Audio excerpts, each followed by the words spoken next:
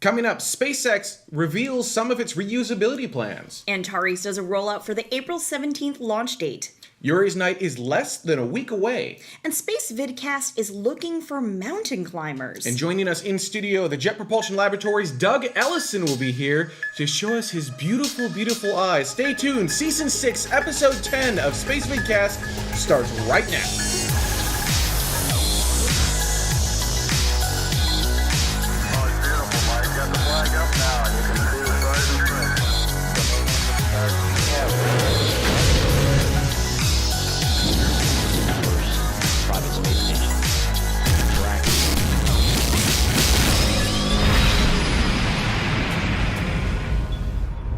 An all-new version of YouTube streaming, for those of you who are watching live, gets you access to 1080p high-definition Spacevidcast Live. Welcome to the show. My name is... I know, right? Me too. Welcome to the show. My name is Benjamin Higginbotham. With me, as always, beautiful, lovely, wonderful, and talented Carrie Ann Higginbotham will be your shows for this evening. We will be. We're going to be your show. This is going to be an interesting show, especially when we bring... Doug on. All right.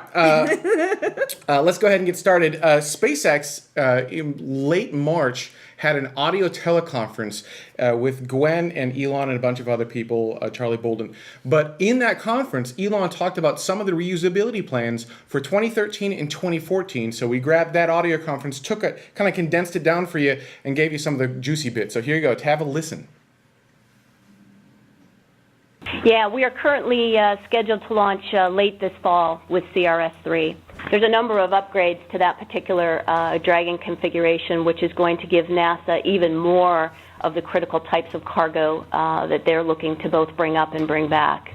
It's actually also worth noting that it will be with the new version of Falcon 9, which is some fairly significant upgrades on the vehicle side. That's both to improve performance and to improve reliability. So it's capable of actually really maximizing the payload of Dragon. So we can as much as you can basically pack in Dragon, we can send up. So it could potentially raise the useful payload of Dragon by several tons. And then this is also the version of Falcon 9 where we will attempt to recover the first stage. Although, as I've said before, I think it's going to take us several flights before we are successful in that. So I'm not sure it'll be this flight where we are successful, but that is our aspiration, and that is one of the key design goals of the new version of Falcon 9. With respect to the recovery, the initial recovery attempts will be from a water landing, so that the first stage booster will, after separation, the first stage will continue in a ballistic arc and execute a velocity reduction burn before hitting the atmosphere, just to lessen the impact, and then right before sort of splashdown of the stage, it's going to light the engine again. So there'll be two burns after stage separation if things go well. But I really want to emphasize that we don't expect success in the first several attempts, and then hopefully next year with a lot more experience and data, we should be able to return the first stage to the launch site, deploy the landing legs, and do a propulsive landing on land back at the launch site. So this year it's about just hopefully recovering the first stage at all from an ocean landing, and then next year it'll be the boost back return to launch site with the landing gear deployed. That's our aspiration. So the really cool thing about all of this is that if SpaceX is successful in this, and keep in mind, Elon was very clear that they're not going to be successful at first. They expect that it's going to take a little while to figure this stuff out. But if they're successful in making a fully reusable launch vehicle, not a refurbishable launch vehicle, but a reusable launch vehicle, that could radically decrease the price of going to space. Right now, it's like fueling up a 747, going across half of the world, landing, taking the 747 and dumping it in the ocean when you're done. Every single time you want to go somewhere. Isn't that what Lost did? That is what Lost did, absolutely, good. yeah. Just checking. Oceanic Air, I believe. Yes. So that would be very, very expensive. Air travel would cost you millions of dollars per seat to go every single time. That's how space is right now. Every time you launch a rocket, you take it, you dump it in the ocean, and you got to go build a whole new rocket. All of the new engines, all the new avionics, all of it. So if we can actually reuse it, that would be awesome. Now, some people would point at the space shuttle and say, hey, we had the space shuttle. It was a reusable launch vehicle. It was actually a refurbishable launch vehicle. So when the space shuttle would land, you've already lost the external tank. It's gone forever. It fell into the ocean. Right. The solid rocket boosters had to come back. They have to be basically scraped down. You got to get all salt water off of it and refurbish those. The space shuttle main engines were basically torn apart completely and then put back together completely between each flight. So that's not reusable. I mean, imagine, again, using my 747 analogy, imagine flying across half the world, landing, then having them rip the engines off your 747, taking the entire engine apart, rebuilding it all back together, then trying to fly. Man, that would still be god-awful expensive. Terrible. And it was, right? The space shuttle was very expensive. So that is what SpaceX is working on, and we could start to have them do some of this stuff as early as this year, which is what Elon was talking about. You're trying to propulsively land in the ocean, right? Right. Kind of doing the grasshopper tests, but over an ocean bed. So I thought that was really, really exciting. Yeah, no, that's super interesting. And speaking of new space companies, Orbital Sciences and Taurus is looking to actually launch at this point. Yay! So there was a rollout from Orbital to the launch pad. So supposed to be, I can't talk, it's supposed to be launching April 16th, which is coming up really quickly here, and that's very exciting. And Orbital Sciences, as you remember, is also bringing cargo to the International Space Station. It's not just SpaceX. There is more than one game in town, if you will. And so they had their rollout to the launch pad, which is always very exciting in the slowest way possible. It takes so long. It's so painfully slow. Yeah, if that makes any sense. The video highlights this perfectly. It's like, you can walk backwards faster than the rocket. You can walk backwards faster than the rocket. Oh, you can. But always, it's such an interesting sight all the way around. This is just, it's really exciting. Again, in the slowest way possible, but that this is going on, that America can now Supply. Thank you. The International Space Station, again, with more than one launch provider there. So I think that's just really cool. This first mission is going to be a demo mission, just like what SpaceX had to do. Right. They're not actually bringing anything to the International Space Station, kind of a dummy payload. And then moving beyond that, there's a possibility that they'll also do a combined mission, just like SpaceX did, and be able to bring their spacecraft to the space station. So more people competing is better. It lowers prices all the way around, and it forces the companies to innovate. So this is a really cool and exciting time, and it proves that SpaceX isn't just a fluke. Darn shooting. Moving right along, I just want to touch on it really quick. There was a story in Aviation Week, which we got to through Huffington Post, which is the new space launch system. We could potentially be using one of the upper stages or fuel tanks, much like we did with the old Saturn V, as a new Skylab. Here, take a peek. There you go. So Skylab, which was a floating space station, our first floating space station, was basically that you see the square on the left-hand side. That was what Skylab was. So it was the upper stage of that Saturn V rocket. Skylab 2, which they're proposing, would be even larger. It would be the upper stage of a Space Launch System, or SLS rocket.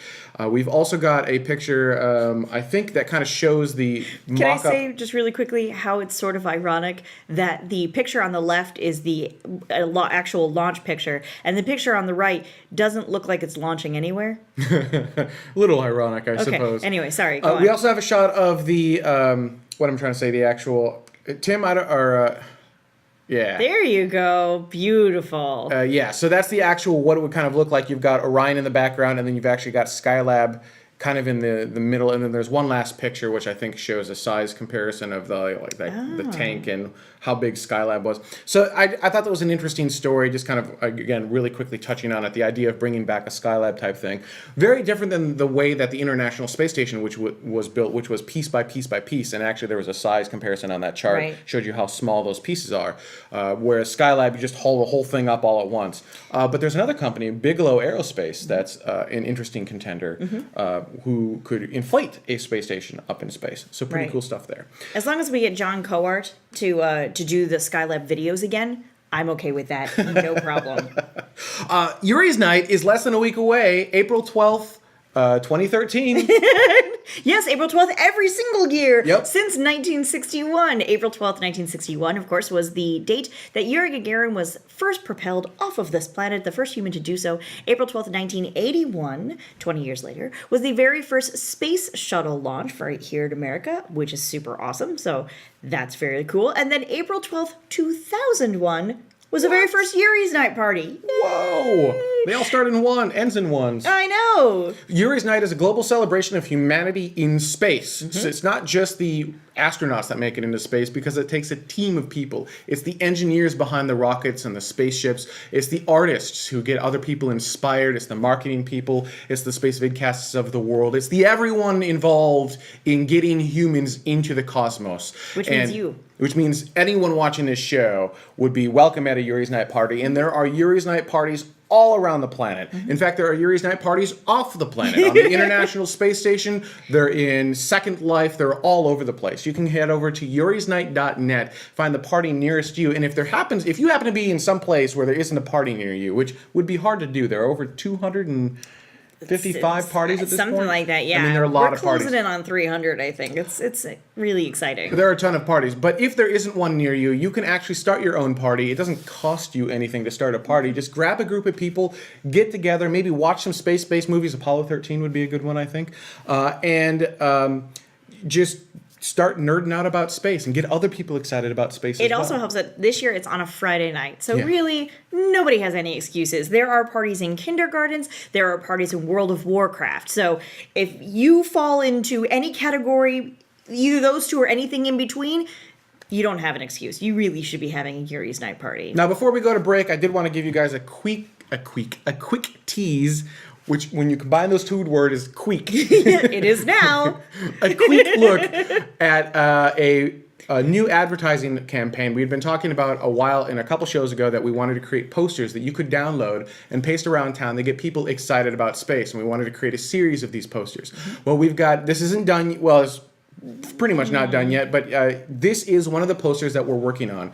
This is the mountain climbing series for Mars, and the title of this work is Climbers Wanted. It might be somewhat hard to see in the webcast itself, and that's okay. We're going to release this on April 20th. If you're going to the Yuri's Night LA party, we'll actually have a printout of this poster available. We're also going to make the printouts available on April 12th if you're willing to pay for it. So the way this is going to work is if you want to print it out yourself in your own home printer and use your own inkjet, totally free. Just download the artwork, print it out, have fun. But if you want a really high quality print or higher quality print that you can put maybe in a frame or have in your home, you can buy different qualities off of an online store from the artist himself. And I can say these are beautiful. Yep. Like gorgeous. It's not just a bunch of red with some black shading on it. Like it is very detailed and great information about Olympus Mons, that was this particular mountain, and how it compares and all of these different things. It's gorgeous. It's designed to look like a movie poster. This entire series is going to kind of have the similar look and feel. Yep. This is an interesting show. Similar look and feel. Which is great because then you can get the whole series. And then we're also going to have other artists working on other looks and feels. So that if that doesn't quite fit your style guides, maybe we'll find something that does. The entire intention is that you don't have to pay if you don't want to, but you can help get other people excited about space and the cosmos by plastering them all over town or even in your own home or whatever you want to do. So on that note, let's take a quick break, and when we come back, we'll have Doug Eliison on, and we'll actually take a look at eyes on the solar system. Stay with us. We'll be right back. Look into her face, determination in her eyes. She won't give up or quit or fumble little fashion lines. Filled with awesome expectation, this girl's a fascination.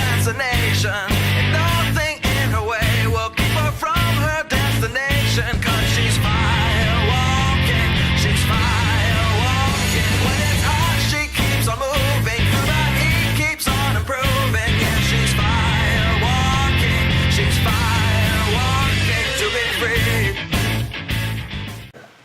Welcome back. Doug Eliison is joining us from the Jet Propulsion Laboratory, and you are, what is your official role? I'm a visualization producer. A VIP Pro.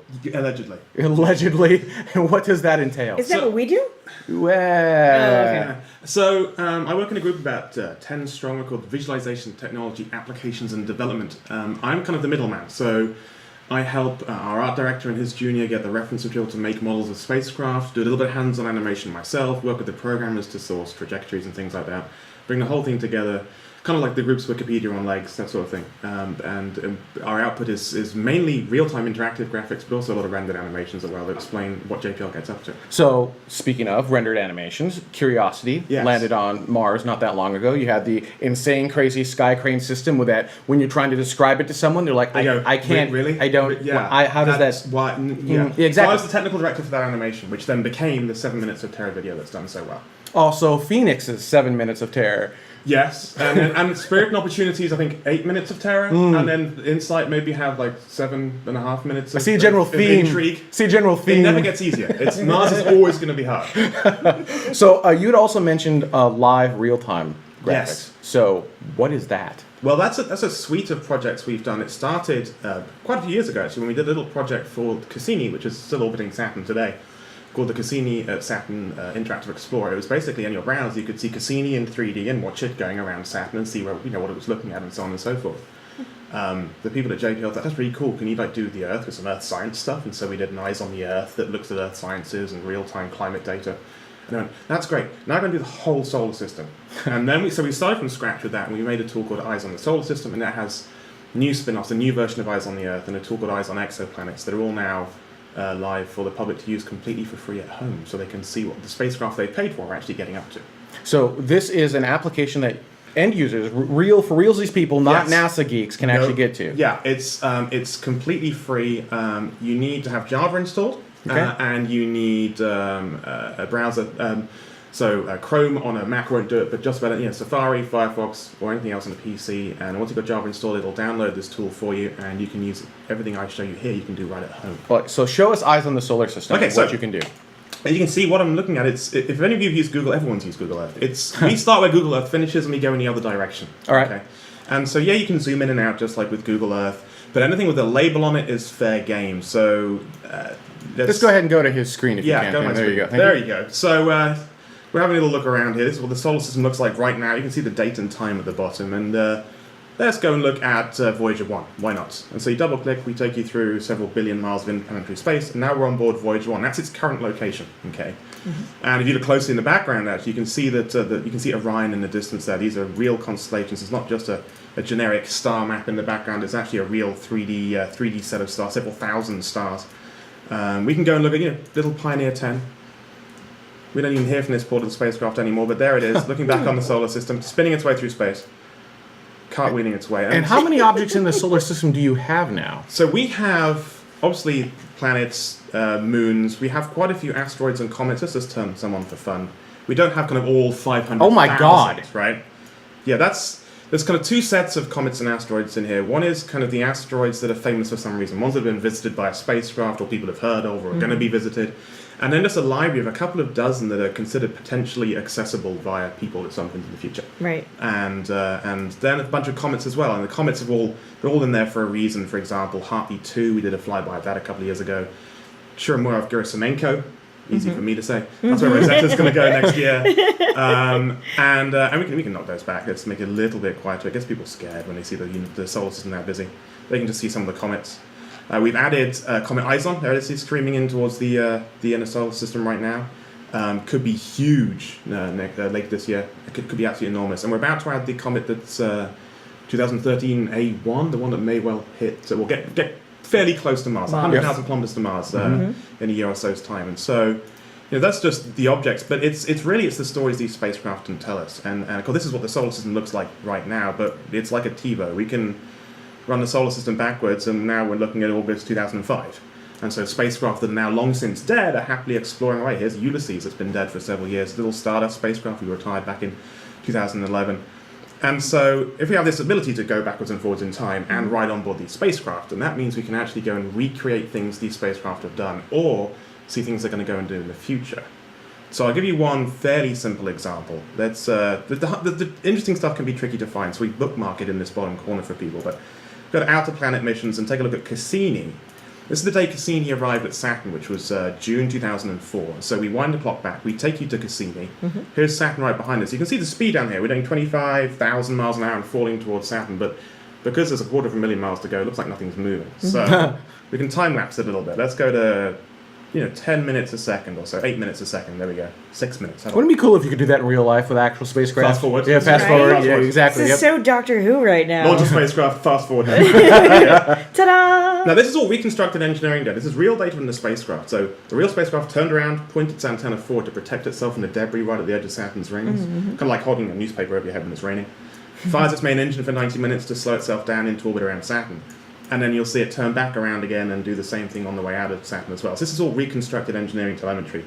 And a lot of this telemetry is actually available online. If people Google for a thing called NAIF, N-A-I-F, it's kind of loads of trajectory data, pointing data, loads of ancillary information on what the spacecraft get up to. And what this tool really is giving the layperson a chance to kind of look at what that data does and see what their spacecraft are getting up to. Now, this is, 7 odd years ago.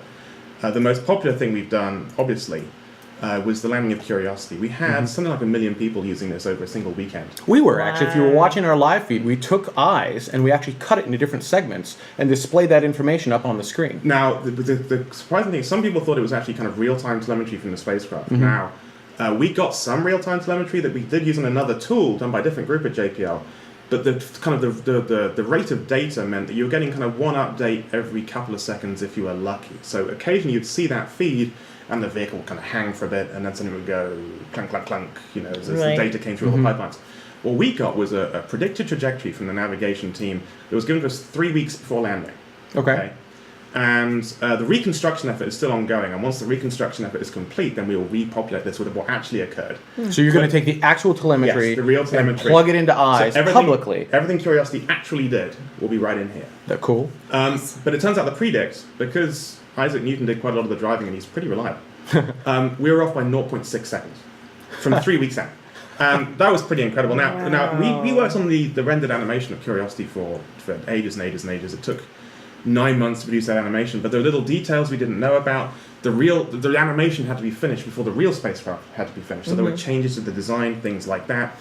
But you can see really subtle things that we just didn't know about when we made the animation. See the spacecraft here, it's straightening up, it's throwing out ballast to straighten the vehicle up before it throws out its parachute. And if you take a little backwards, you see the parachute come out in just a second.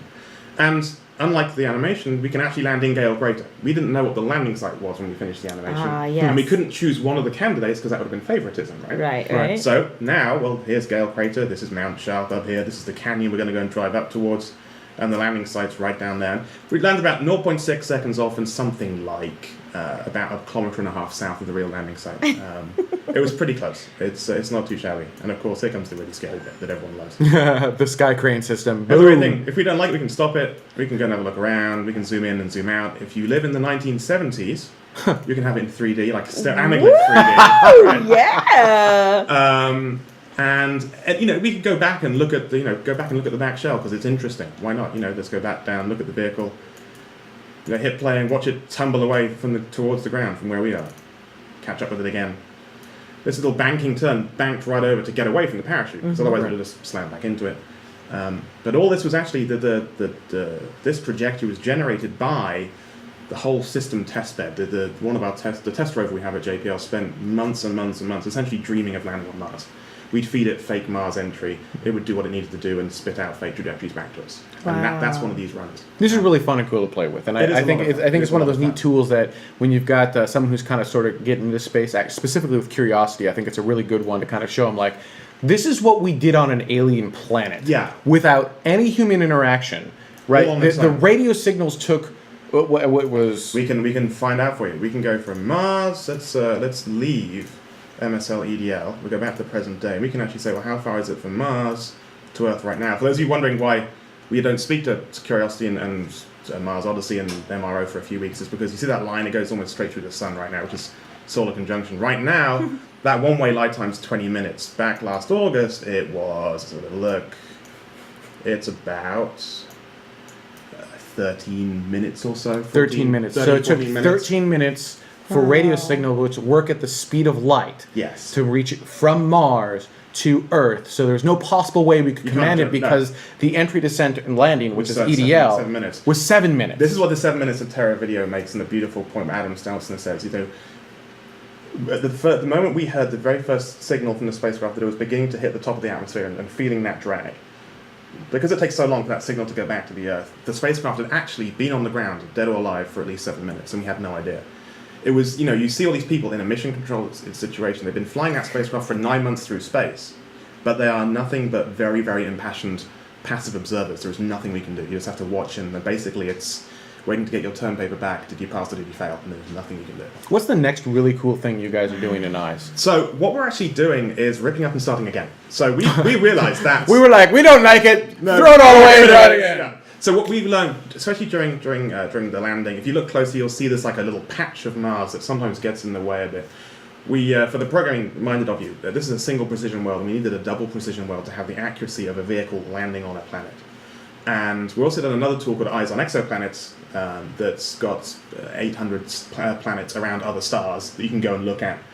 And both of those have kind of broken the environment that we designed this tool in. We used Unity. It's great for first-person shooters. It's not great for this. And so we are starting with a completely new architecture from the ground up. The architecture behind this we called Explorer, after Explorer 1. The new architecture we're going to call Ranger, after kind of the second generation of spacecraft out of JPL. Lots of interesting things. One, it's going to be completely open source. Cool. And we would love to see people using that code. The second is that it's going to be very, very modular. So we're going to try and design it in such a way whereby, in an ideal world, people at JPL, outside of our group, would pick up that code, have fun with it for actual mission planning, mission visualization, reconstruction, so on and so forth. And if that happens at JPL or even at other NASA centers, suddenly we've got a library of kind of really impassioned people using this tool, and it becomes this library of assets. What we would then become is just a group that makes it full of interesting stuff for the general public. We'd pull in terrain data, we'd pull in the real telemetry from Curiosity. Now it's on the ground. When the arm moves, you'd see it in here. When it drives, when the mast turns around, things like that, they'd all be in here. We just can't quite do that with the engine we have now, which is why we're starting again with our whole new tool. And look for kind of the first real project out of that to come out towards the end of this year, kind of August, September, maybe a little bit later. So nerdy tech geek question? Yeah. Is it still going to require Java? No. Aha! Originally we actually used the Unity browser plugin, and that was kind of nasty. We realized that if you go to Mars and turn on like the high def mode in here, you're downloading 40 meg of textures, something like that, and you don't have to do that every time. So the reason we went with the Java thing was so that we could still launch it from your browser, and Java would say, okay, you've got a Mac, you need this binary, here you go. Oh, you want the Mars texture? You've already got it, it's over here, and hand it to you. We're kind of caching content, which gives you a massive improvement in performance. What we're going to do instead with the new generation is basically just have you download the binary, you run it, and then it does everything from there. You know, it manages the downloads for you. It's always entertaining. We've currently been chasing kind of the flavor of the week between kind of Unity, Flash, Java, Microsoft, Apple. We're kind of chasing that kind of what works and what doesn't for everyone's machines, and it's always very, very hard work. But hopefully, with the new engine, we'll get rid of it. So mentioning that, you know, one easy way to get other space geeks excited about stuff is to show them on your portable device, on your like an mobile iPad. device. That is one on our list of requirements for the new engine. Is so it's so lightweight that we can then say, let's do Eyes on the Solar System on an iPad, or an education-themed module for Eyes on the Solar System just for iPads. So you can give it to school kids and say, hey kid, this is how the phases of the moon work. This is how seasons work. This is, you know, suddenly it becomes a very, very powerful learning tool as well. That's definitely on our to-do list. Sounds really freaking cool, actually. Yeah, I'm super excited for that. It's a lot of fun. So where can users go to grab the current version of Eyes on the Solar System, which is totally free, right? It's completely free. Eyes.nasa.gov.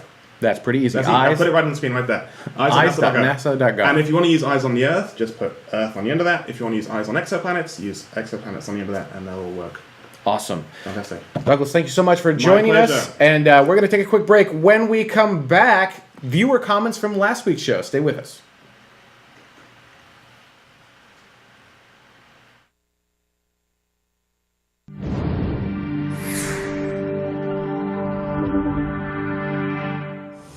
So here's a common question. Can you cry in space? Do tears work? Well, let's try it out. I can't cry on command, but I'm going to take some water, drinking water, put it in my eye just as if I was crying, and let's see what happens. Get myself nice and stable for you here. Here we go.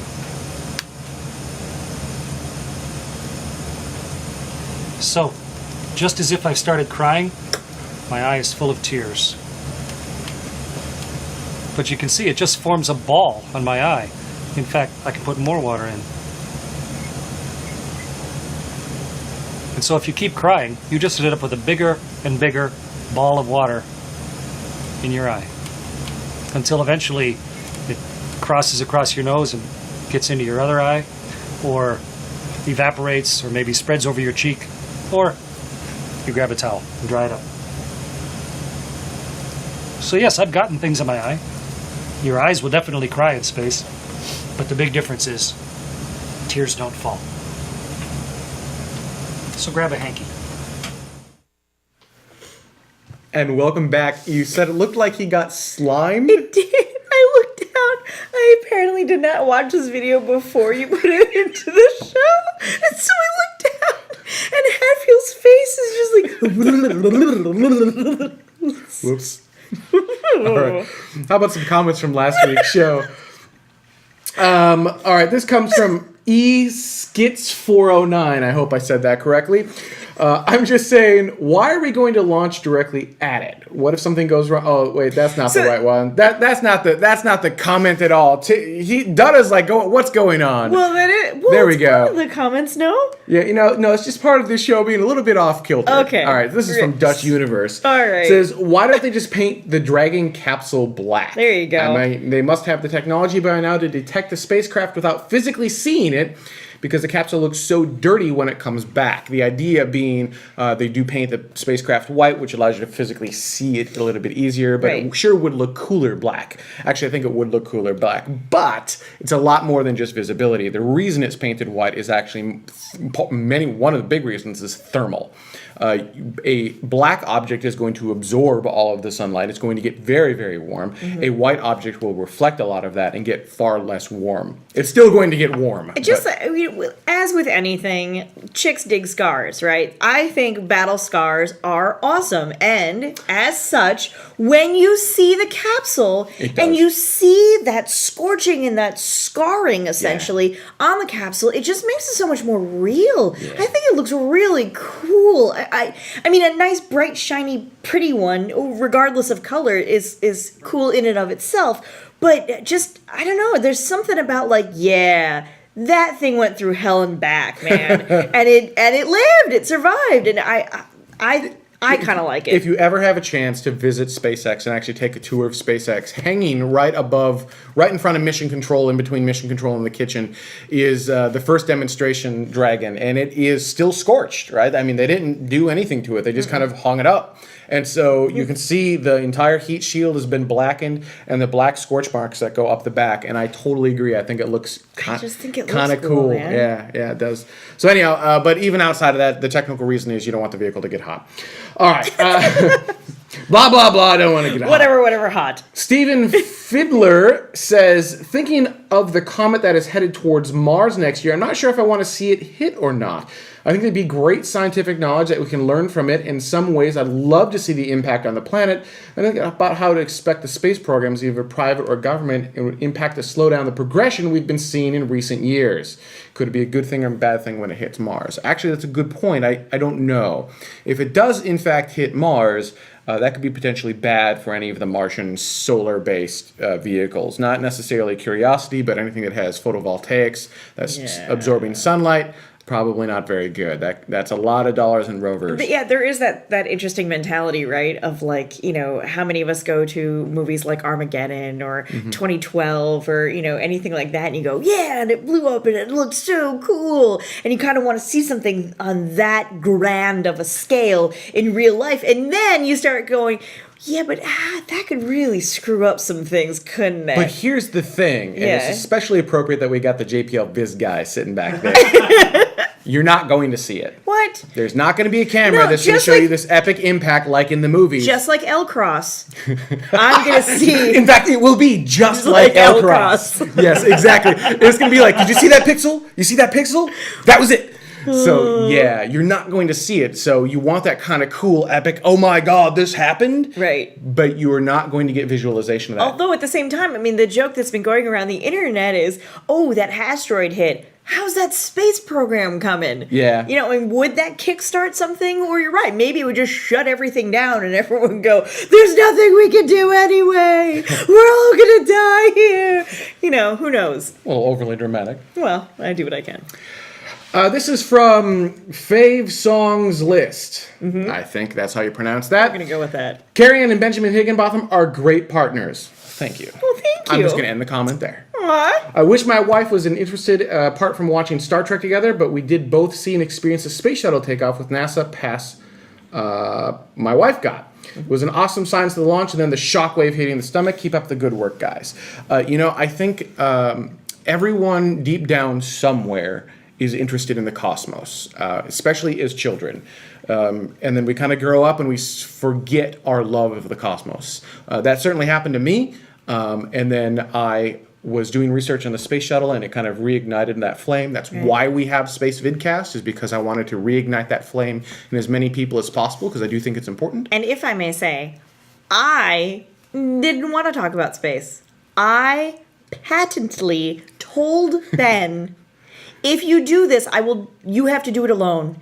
And when he when he did it alone, I said, okay, you're right, you're terrible. I was. You need me clearly to make this better. So I will do this with you on the condition that when we have nothing else to talk about In like a month. in space, yeah, I gave it a month. I thought I was being generous with a month, by the way. When we have nothing else to discuss with space, we will stop the shenanigans. We will stop the podcast and we'll do something. We'll talk about something real and long lasting, like the television show Lost. And that's honest to God, I will say that we shook hands. And in Minnesota, that is a binding contract. So it's been 6 years now. I've converted. I am a space geek. I don't know everything about everything. Everyone here knows that I have said some really awesome things about coffee tables. But I've converted. I will say that there is a niche. There is a place for everyone. There's a place for everyone in space. New tagline, apparently. But it is all encompassing. Whether you prefer the cosmos, you prefer the planets, you prefer the robotics, you prefer the human part of it, whatever it is, there's some area of interest that can touch everyone. And her area of interest may be different than your area of interest, right? So there is something that in the cosmos that will speak to her, and maybe you just haven't found it yet. So don't force your area of interest down her throat. Not that you are, but maybe try to find that thing that really gets her excited. Maybe it's art. Maybe it's, I don't know, maybe it's propulsion. Maybe it's dealing with atmospheric problems, spacesuits. Yeah, space weather is fun. Space weather is pretty cool. And actually, something that hasn't been brought up a whole lot, cooking in space. There you go. That's terribly interesting. Knitting in space. So once we get onto these other planets, how are we going to pass the time besides okay, I have to go out and I have to farm again? That's, there's so many different areas to think about of us duplicating our entire existence on another planet. There's going to be something that everyone is going to be interested in. This next comment comes from TAS1701. I think that's a Star Trek reference. We'll go with that. Let me get this straight. Those guys stole the We Are Explorers video from real NASA, and now we're trying to get a Kickstarter campaign going. This is like saying, give me $30,000, here's a Spacevidcast episode to get you excited. This has scam written all over it. It's a little bit different than that. This is in reference to last week we did a news story about how there's the We Are Explorers video from NASA. There's a Kickstarter campaign to put it in movies prior to Star Trek first airing. So you'll have a NASA commercial in front of Star Trek. Right. And it's not, just to be clear, it wasn't NASA who made the video. I thought it was NASA who made the video. All right, the you keep going. I'm going to keep going. The original video was indeed made by NASA. Sorry, and that's what's different. This video is a NASA video. So real NASA can make a video of NASA stuff, but at the end of the day, all the content is from NASA, and this particular video made by NASA, and these guys, what they're going to do is they're going to cut the NASA video down to 30 seconds so that it's actually airable, and then broadcast it on behalf of NASA. So let me be clear. If someone wants to take a Spacevidcast episode or some promotional thing that we've done, cut it down to 30 seconds, run a Kickstarter campaign to put it in movie theaters on our behalf, you have absolutely my permission to do that. It is the best idea ever. I love that idea. And that's the exact same concept behind the real, not the real NASA, the NASA-based video. Right. Which is, NASA made this video. They need to just slice it down, put it in front of people to get them excited. So I think it's actually a really cool thing. And also, we are not the ones doing that either. Just in case, I've just figured all-encompassing for that particular Oh, no, we're comment. not doing it all. We're not doing it either. We're just talking about No, it. but you can do it for us. Right. I'm okay with that. There you All go. right. Okay. This comes from Teary Eyes Anderson, which, by the way, your tears won't work in space, just so you know. Yeah, as we still learned.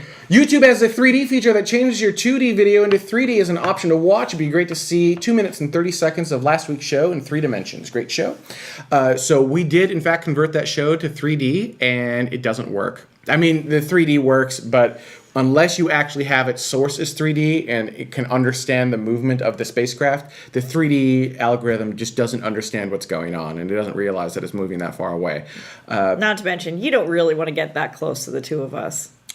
I suppose. We actually do convert most of our episodes to 3D, but due to the length of the episode and the quality of the episode, YouTube typically chokes on them and never actually releases the 3D. For whatever reason, last week's show worked, so you have last week's show in 3D if you'd like to watch it there. It's faux 3D. It's like 2.5D, but Well, I don't know what to call it. It's not real 3D. And our final comment from last week comes from Stickmatic Raven. Says, probably one of the best shows I've seen given the topics. Keep it up, yo. Given the topic. Given the topic. Come Apparently on, man. the topic was crap. What's going on?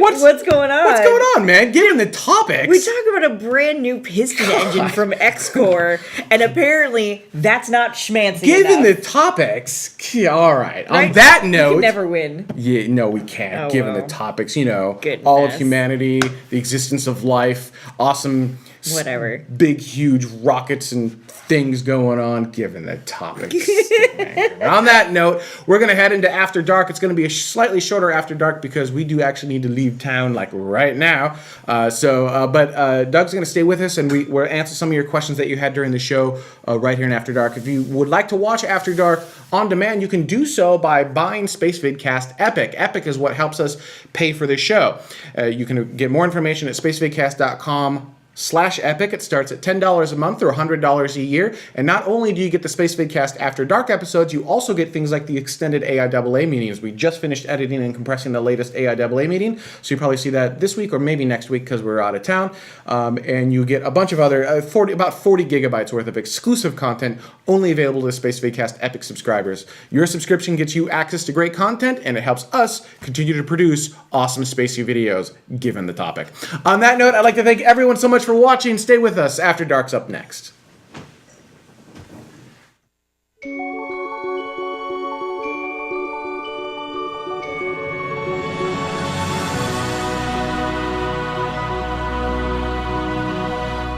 I will answer the Android question straight away.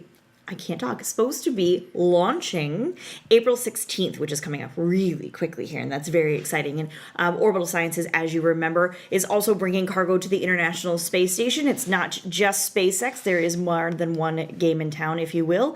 And so they had their rollout to the launch pad, which is always very exciting in the slowest way possible. It takes so long. It's so painfully slow. Yeah, if that makes any sense. The video highlights this perfectly. It's like, you can walk backwards faster than the rocket. You can walk backwards faster than the rocket. Oh, you can. But always, such an interesting site all the way around. This is just, it's really exciting. It again in the slowest way possible, but that this is going on, that America can now supply, thank you, the International Space Station, again, with more than one launch provider there. So I think that's just really cool. This first mission is going to be a demo mission, just like what SpaceX had to do. Right. They're not actually bringing anything to the International Space Station, kind of a dummy payload. And then moving beyond that, there's a possibility that they'll also do a combined mission, just like SpaceX did, and be able to bring their spacecraft to the space station. So more people competing is better. It lowers prices all the way around, and it forces the companies to innovate. So this is a really cool and exciting time, and it proves that SpaceX isn't just a fluke. Darn shooting. Moving right along, I just want to touch on it really quick. There was a story in Aviation Week, which we got to through Huffington Post, which is the new space launch system. We could potentially be using one of the upper stages or fuel, dumping it in the ocean when you're done, every single time you want to go somewhere. Isn't that what Lost did? That is what Lost did, absolutely, great. yeah. Just checking. Oceanic Air, I believe. Yes. So that would be very, very expensive. Air travel would cost you millions of dollars per seat to go every single time. That's how space is right now. Every time you launch a rocket, you take it, you dump it in the ocean, and you got to go build a whole new rocket. All of the new engines, all the new avionics, all of it. So if we can actually reuse it, that would be awesome. Now, some people would point at the space shuttle and say, hey, we had the space shuttle, it was a reusable launch vehicle. It was actually a refurbishable launch vehicle. So when the space shuttle would land, you've already lost the external tank. It's gone forever. It fell into the ocean. Right. The solid rocket boosters had to come back. They have to be basically scraped down. You got to get all salt water off of it and refurbish those. The space shuttle main engines were basically torn apart completely and then put back together completely between each flight. So that's not reusable. I mean, imagine, again, using my 747 analogy, imagine flying across half the world, landing, then having them rip the engines off your 747, taking the entire engine apart, rebuilding it all back together, then trying to fly. Man, that would still be god-awful expensive. Terrible. And it was, right? The space shuttle was very expensive. So that is what SpaceX is working on, and we could start to have them do some of this stuff as early as this year, which is what Elon was talking about. You're trying to propulsively land in the ocean, right? Right. Kind of doing the grasshopper tests, but over an ocean bed. So I thought that was really, really exciting. Yeah, no, that's super interesting. And speaking of new space companies, Orbital Sciences and Taurus is looking to actually launch at this point. Yay! So there was a rollout from Orbital to the launch pad. So supposed to be... The first stage will continue in a ballistic arc and execute a velocity reduction burn before hitting the atmosphere, just to lessen the impact, and then right before sort of splashdown of the stage, it's going to light the engine again. So there'll be two burns after stage separation if things go well. But I really want to emphasize that we don't expect success in the first several attempts. And then hopefully next year, with a lot more experience and data, we should be able to return the first stage to the launch site, deploy the landing legs, and do a propulsive landing on land back at the launch site. So this year it's about just hopefully recovering the first stage at all from an ocean landing. And then next year it'll be the boost back return to launch site with the landing gear deployed. That's our aspiration. So the really cool thing about all of this is that if SpaceX is successful in this, and keep in mind Elon was very clear that they're not going to be successful at first. They expect that it's going to take a little while to figure this stuff out. But if they're successful in making a fully reusable launch vehicle, not a refurbishable launch vehicle, but a reusable launch vehicle, that could radically decrease the price of going to space. Right now, it's like fueling up a 747, going across half of the world, landing, taking the 747, and kind of condensed it down for you and gave you some of the juicy bits. So here you go. Have a listen. Yeah, we are currently scheduled to launch late this fall with CRS-3. There's a number of upgrades to that particular Dragon configuration, which is going to give NASA even more of the critical types of cargo that they're looking to both bring up and bring back. It's actually also worth noting that it will be with the new version of Falcon 9, which is some fairly significant upgrades on the vehicle side. That's both to improve performance and to improve reliability. So it's capable of actually really maximizing the payload of Dragon. So we can as much as you can basically pack in Dragon, we can send up. So it could potentially raise the useful payload of Dragon by several tons. And then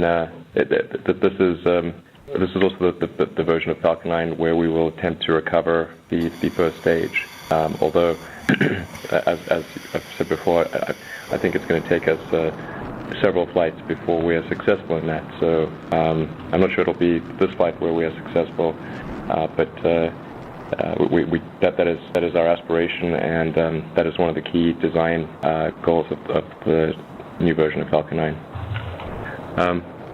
With respect to the recovery, the initial recovery attempts will be from a water landing, so that the first stage booster will, after separation.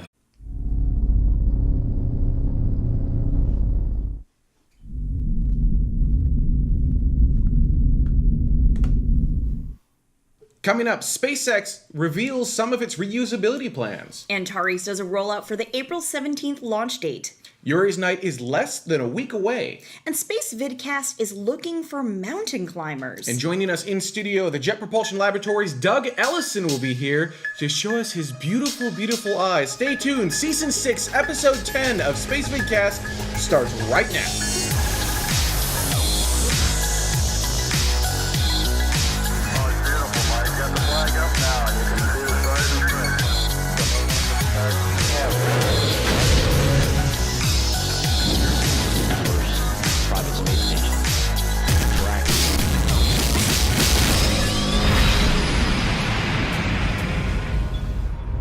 An all-new version of YouTube streaming, for those of you who are watching live, gets you access to 1080p high-definition Spacevidcast Live.